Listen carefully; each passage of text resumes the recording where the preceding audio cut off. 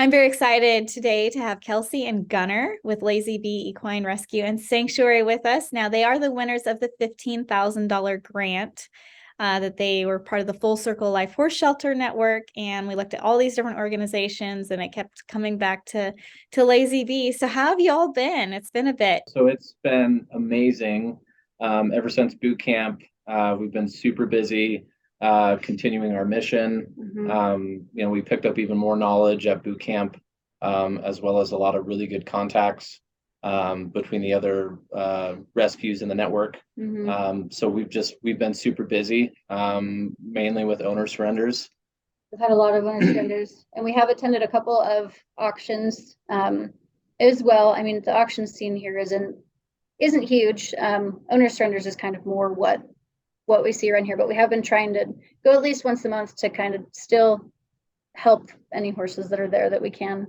So you filled out the grant application, and when were you thinking that you're like, oh yeah, we're gonna win this, we're gonna fill this out, and we've got this? Like, what kind of like led you to want to fill out the grant and pilot a Full Circle Life Horse Shelter? And then kind of what happened from there. If we jump back for the very beginning for everybody that's like, well, who is this Lazy Bee? We saw the $15,000 grant application open, and we were kind of hesitant. We're like, they're not going to pick us for like this little, I don't know, little Utah rescue. Like, we haven't made a huge presence outside of our local communities up until now. But yeah, we saw it and we were like, just the mentoring itself, like the workshop in May, that's really what we wanted to go for. And we were like, if we're not chosen, then that's completely fine. But we didn't go into it thinking that we were going to win. Well, and there was a lot of really amazing organizations there at the workshop that we talked with. And we were just so amazed at how much information we were able to gather. And when we initially got invited to the workshop, it was one of those, like, did you see the email? Yeah. Gunnar, did you read the email? And we were both like, oh my gosh. Well, and we were also in a place where we were kind of struggling with compassion fatigue. We were, it just kind of seemed that what we were doing wasn't the most efficient.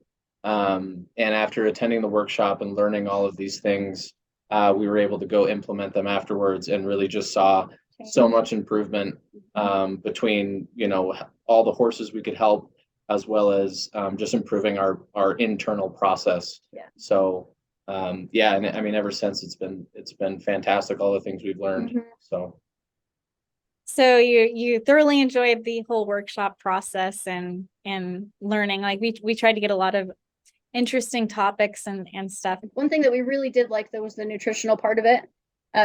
Something that we find that we educate a lot of our clients on and adopters is how to properly feed a horse, and especially like the refeeding portion of it is so important, and knowing how to feed a horse, and any equine for that matter, is not very common knowledge. It's so that information I thought was wonderful to have in there. Yeah, and Triple Crown is just amazing. There's so much knowledge that they have, and they have a great feed product too, and we see great results with it. So you were at the workshop and you went through all of that, and then you headed back home. And kind of what kind of happened then once you left the workshop? We hit the ground running. We took all the things we learned and we tried to implement them as soon as we could. And immediately we saw really amazing changes. So it was really like we were busier after the workshop than before the workshop, but in a good way, because we were trying to improve our organization, and so that we could help more horses, and also help folks in our area that need that education on how to care for a horse and all those things. So as you were, hitting the ground running, we're sitting back watching your social media presence, and we're like, okay, they're applying things that they learned at the workshop. So that's when we decided, like, we were going to go to your organization visit. And I know a lot of people are like, oh, they know exactly who they're going to choose. And we really don't know exactly who we're going to choose. And at boot camp, it was still a struggle trying to figure it out. But part of us coming was a sign that you guys were in the running for it. So how was that news when that hit, that we were going to come through your organization and episode? We panicked. Yeah, panicked immediately at all the like, oh, we need to clean up so many things, and but not even clean anything up. I mean, our facilities are pretty. We try to keep things very orderly and clean, but we're like, oh my gosh, there's a piece of twine. We have to go pick that up. Yeah. Everyone has to come here and scrub the walls.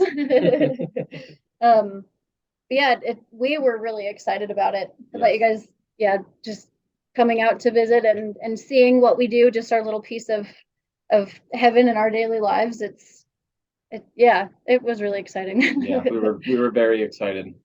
A little bit nervous, but also excited. Yeah. And if you haven't watched the episode featuring Lazy Bee, there is a link in this video description. So check it out. So, so what did you think, like when Jason and I came to your property and we're visiting, and kind of how did that go for you all, and getting filmed everywhere? So being filmed it kind of took some getting used to. I kind of get really nervous and like word vomit a little bit. We're getting better. We're getting better at it. Yeah. We've only had to retry this twice now. So that was a little intimidating, less so that it was just Jason recording, whereas going to your facility with everybody filming.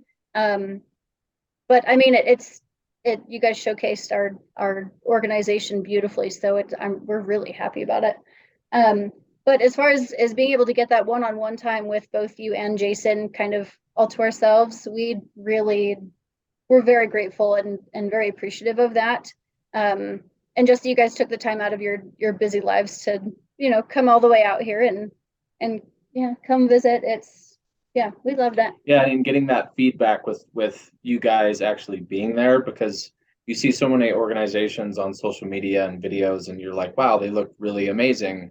But then you might go there and it might not be that amazing, And so when we're filming and things like that, we try to make sure we don't have, something in the background, like a busted up panel or something, but it happens when you have horse property and horses, it happens. But having you guys on site and knowing that you're seeing what we see every day, and you being able to point out like, wow, you guys need to get your own property, or wow, you guys lease all these different spots. And it's just kind of nice to know that when you guys came in and saw everything, you liked it and you did have some feedback. So it's nice to get that in person. Yeah.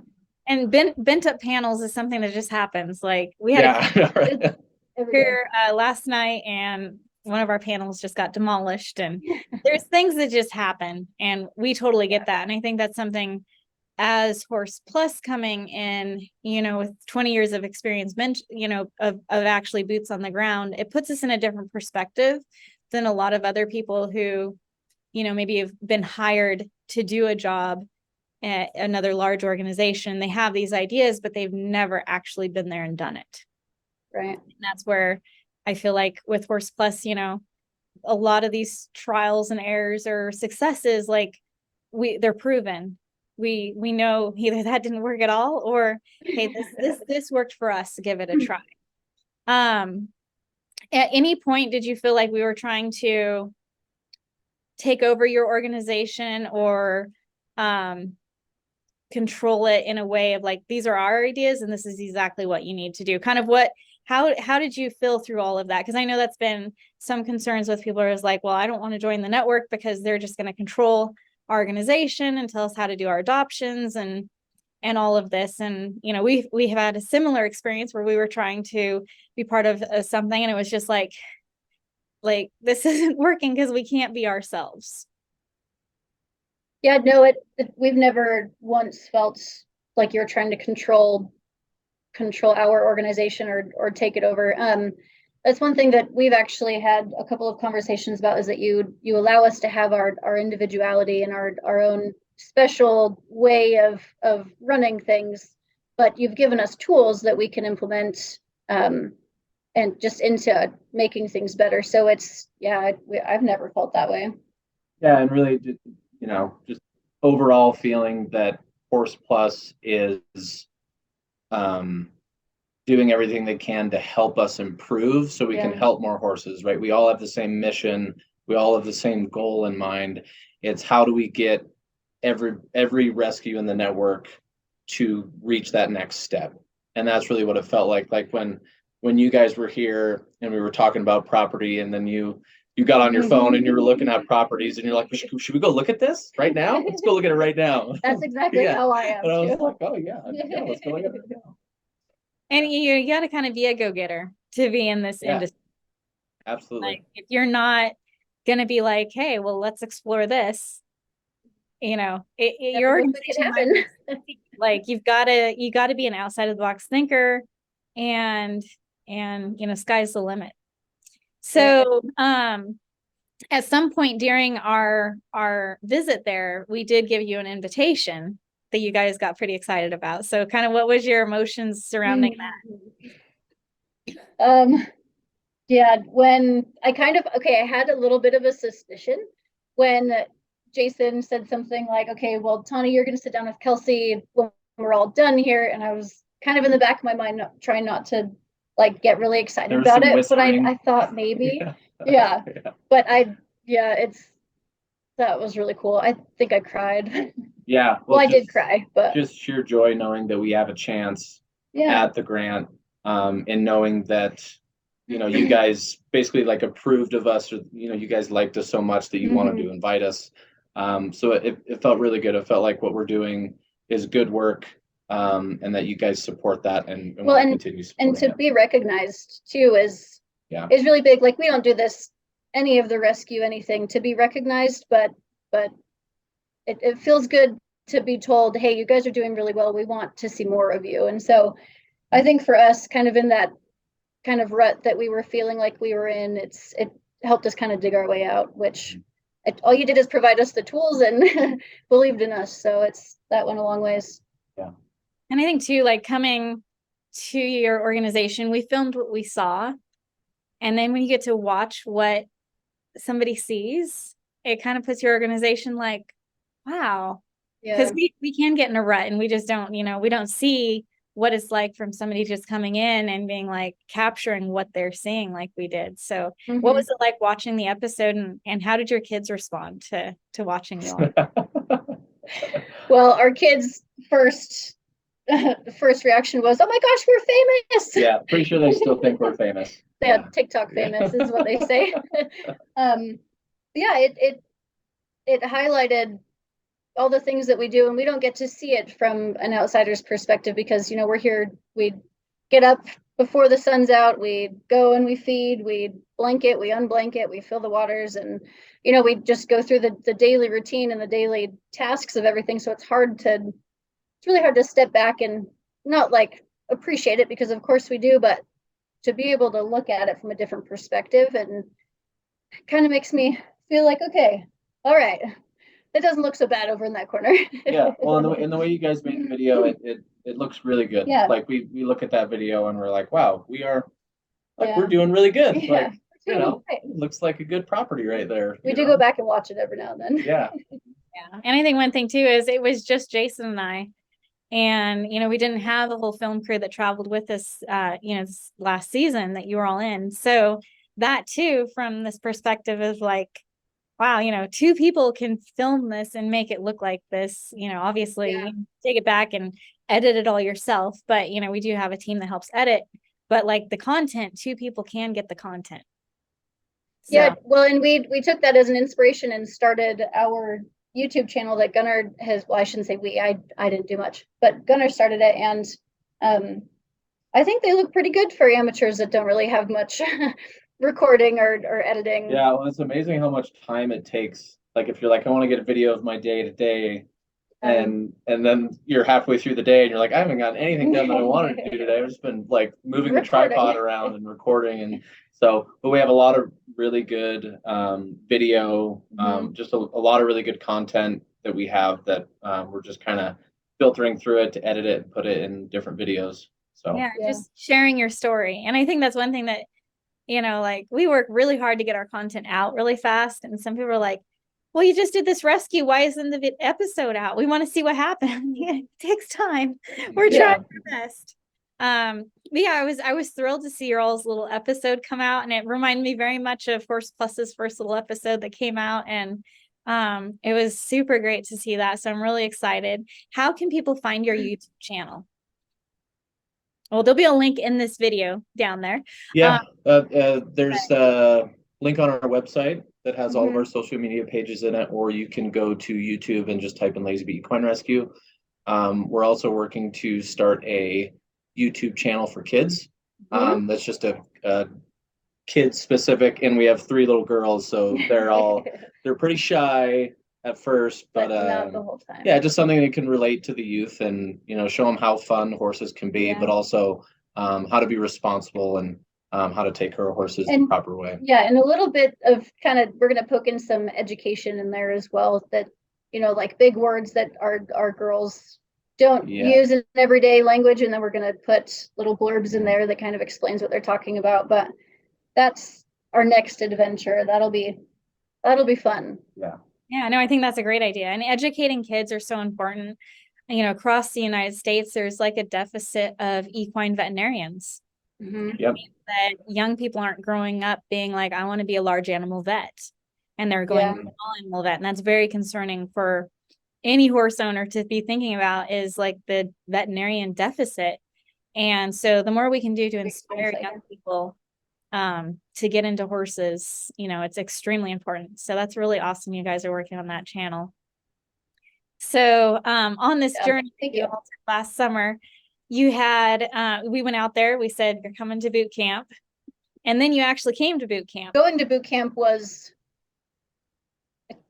there was all kinds of emotions. We had to, so the day of, we woke up at like 3 o'clock in the morning, went to bed at like 1 a.m. because we were just so excited. We want to make sure all situated with grandma. And and then so we were up super duper early. The day seemed like it went by so fast, I think because we were both just like sitting on the edges of our seat, like, oh my gosh, we're so excited. And then boot camp was great. We got a lot of one-on-one. Your facility is an inspiration, excuse me. It shows us that you can start from having this, and it can grow and grow and grow to being like the vision that you wanted it to turn into. So we learned a lot. It's through this entire process, and being a part of the network, we've just learned an incredible amount of knowledge. Well, and I didn't know what to expect. I thought we were going to show up, there was going to be a big hay pile, and then you guys were going to say, go find the keys, go find the needles in the hay pile. I think that has traumatized everybody just watching it. We didn't even have to do it. Yeah, and once everybody got to the house we were staying in, the other organizations, we're just all like, what do you think we're going to have to do? What's going to happen? What's going to happen? What are they going to do to us? We're just like thinking about Tawnee and Jason just like plotting, sitting and plotting, like, what are we going to do to them? But it wasn't near as like there weren't really any tedious tasks that we had to do with any hay or anything. So we had fun. We got really close with the organizations that we stayed in the house with Bonded by Strength and Hooker Ranch, and they're all very cool, unique people, and it was really fun to be able to kind of see the different ways that, like, not really different cultures, but I mean different parts of the country run everything. And they have their own issues in each and their own struggles. And I think that's interesting within the network, because people, like, they own a horse, they're like, oh, it's like this everywhere. It's really not. It's not. Take across the United States with different organizations, we're all dealing with a problem of horses, in the slaughter pipeline and all of that. But how we're able to fix those problems for those horses is vastly different depending on where you're at in the United States. So that was definitely a challenge. At one point, we had you in the front office, and then the phone rang. That was probably a little unexpected. Kind of what was your thought process through that? I kind of panicked and forgot half the things that Austin from the fire department had said. But then also when there was a time restriction on it and we had to start running, I had already like my neck was a little bit, I don't know what I did. I tweaked it somehow a couple days before, but Gunner's like, come on, like hurry up. Yeah, we like, both ran out the door and went out the door at the same time and almost got stuck. But I mean, our challenge for that was we had 5 minutes to get the truck and the trailer ready for a fire that was a fire evacuation. But it really put into perspective, like, okay, we need to have these kits together in these different like boxes of tubs of things that are just ready to go, where we don't have to take the 5 minutes to get it ready. We just grab it and we go, because fires are like wildfires around here. That's a very common issue. So it's that was a great exercise for us. Yeah, well, we learned some things we didn't know, like how you shouldn't have shavings in the trailer. Like that was something, because we've never been to a fire evacuation for horses, so we didn't know that. So that was really amazing to learn that. And just knowing that, at any point you could have an emergency come up and you need to have these things. So, and kind of since then we've gotten a few things that will help us out in an emergency. We have tubs and stuff here in the office that it's like, okay, if we're going to go to the auction, or if we're going to go do this, grab the tub that has all this stuff and throw it in the trailer, and you can. And then we can go. Yeah. So. Yeah, but it's great to hear from your perspective of how that challenge went, because it was like, we want to give them challenges, but like, are they going to take home what they learned from that challenge? So that's awesome to hear. Yeah, well, and it's the little things like the shavings that you can't have shavings and you'll get turned around if you have shavings in a trailer for the fire evacuation. It's just little things that we like to take home with us and remember that, because had you not said something, and we had to go down the road and go rescue horses and we got turned around, well, then we're helpless at that point. So so it was good. So with all the other things that we did at boot camp, if we jump forward to the day that we gave out the grant, that was pretty a lot of emotions going on. I know, just on our side, talking with Carrie and the, ponytails, and like we're all trying to find out, who we thought should win the $15,000 grant and what they'd use the grant for. And you guys had a very interesting, very specific need that you were trying to fill with that grant money. If you want to talk maybe a little bit about that and why you felt it was a need. Our specific needs for the grant were a dump trailer, a sweep tub. But we didn't know we needed a sweep tub until we visited and saw you guys use yours, and we're like, yep, we need that. I think it was originally a dump trailer and a stock. Yeah, is what we were going for. And then once we got the money, we found a dump bed trailer. But all of those things, since we are in the city, we don't own the property that we have we own a small amount, our personal property that we have horses on. But they were all things that could be used at another property. You could pick them up and you can move them, which is really important to us, because we've had situations where we've leased a property and the owner has basically said you need to be out in 2 weeks, right? And then it's like, okay, pull every T-post out you can find, get all the fencing, grab as much as you can so that we can reuse it, type of thing. So with the dump bed, that helps us. We just got a bunch of fill dirt delivered, donated, like right during boot camp. And so we were able to come home and we're able to bring fill dirt to our locations, because last year was so flooded. We're like, okay, we have to figure something out to raise the ground up. So that dump bed trailer has been amazing for that. And then also moving hay bales around, when you got to take a big 3x4, 1,200-pound bale out to a pasture, it's a lot easier just to put in a dump bed trailer and then dump it out. So having to push it off by hand. Yeah, we used to have to put it in the back of the truck or on a trailer and then tie it to a tree and pull it off. And it just, in the middle of winter, it's not ideal. You could be out there for hours struggling with a hay bale. So, and then the sweep tub, like Kel said, we saw how you guys use the sweep tubs at your facility. And we just saw like a huge need for that, because we do get horses in that are unhandleable. And they have to be doctored and vetted, and for us to be able to get them adopted, we have to touch them in some way. So, which recently actually we used it for Churro de Burro, who was a 20-year-old Burrow from the BLM, I think he was from just southern Utah, and it unhandleable, very aggressive.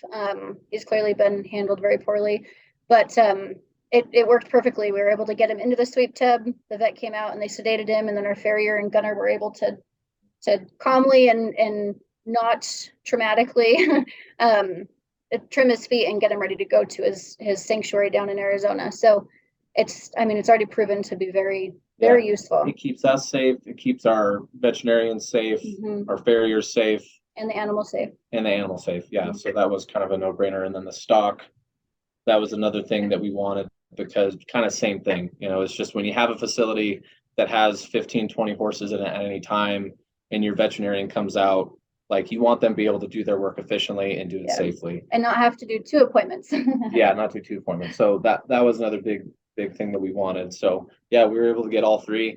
And since we've put all of them to use, so it's been amazing. Another reason why we wanted to use the grant money towards a dump bed trailer was because, of course, in rescue, there are horses that need the last act of kindness. And we were seeing the amount of funds that we were putting towards having somebody else help us with the end of life services, such as hauling the horses off after they're humanely euthanized. It was a pretty significant amount of funds. And so to be able to kind of be able to use those more efficiently, we can haul our own horses off. It's not something we enjoy doing, and it's not moving horses after they've passed is not pretty. But it's an essential need. Just standing there alongside Bonded by Strength and Hooker Ranch, and just knowing that there's 2 other amazing organizations that are doing great things, and somebody's going to walk away with $15,000, and just knowing that that's going to be put towards something good, and that it's just so generous for Horse Plus to do that. Just very happy knowing that that's possible. Yeah, well, we were very excited to award you all the grant, and now the grant opportunity is open again. So what would you say to somebody who's like maybe on the fence about, should I apply, should I not? What's your thoughts on that? If somebody's on the fence thinking about joining the Full Circle of Life Horse Shelter Network, and they don't know if they want to apply for the grant or not, I'd do it. Hands down, 100% do it, just because you'll learn so much, and everything is so helpful. It changed everything for us. So I would say absolutely reach out, absolutely apply, because not only is it going to help your own personal well-being, but it's also going to help so many horses. I mean, even if you don't rescue 100 horses, even if you're just able to rescue 10 more that year, like that's still doing something. And the things that you'll learn and the connections you'll make within the network are something that are far more valuable than money. So, well, thank you all so much for your time. And at some point this season, I'm sure we'll see you again, because it's season 5 of Horse Rescue Heroes, and it's going to be amazing. So thank you all so much. This has been such a pleasure speaking with you. Yeah, thank you so much. It's good to see you. Thanks, Tawnee. Bye.